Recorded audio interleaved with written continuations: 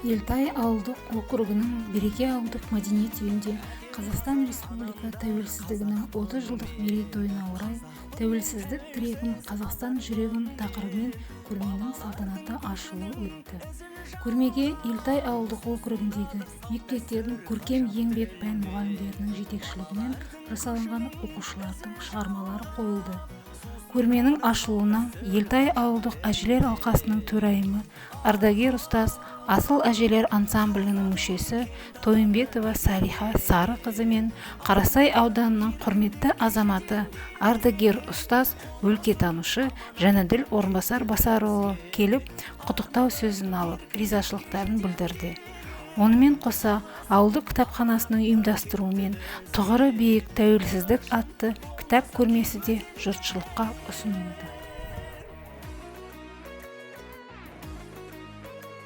Көрмелерді тамашалауға келген Елтай ауылдық округінің мектеп оқушылары Бақытқали қызы Ақмарал «Менің қазағым» әнін шырқап берді.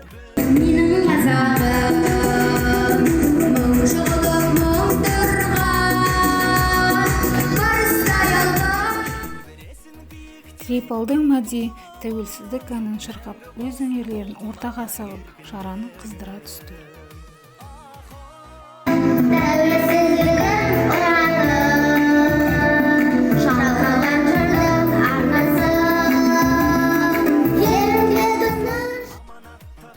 Артынан Береке мәдениет үйінің домбыра үйірме жетекшісі Қайықбай Ерғазы Нұрғиса Тілендиевтің жекпе-жек күйін орындап, елді тәнті етті.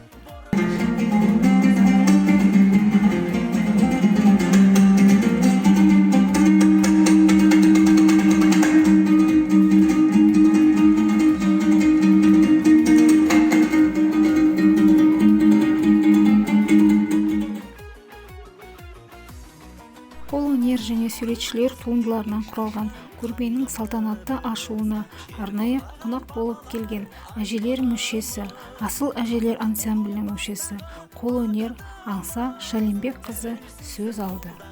Біздің ата-бабаларымыз өте бай халық.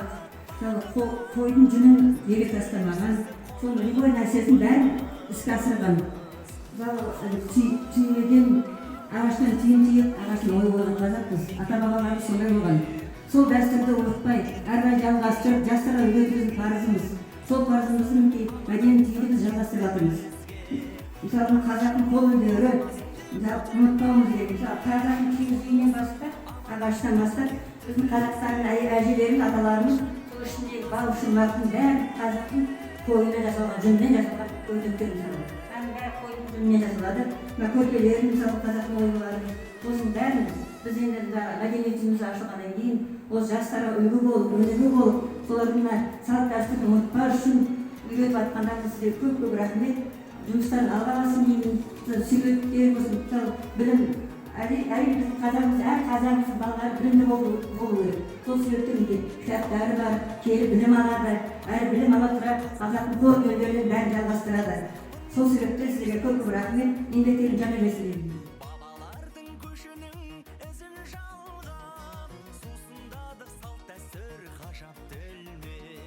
Бабалардың көшінің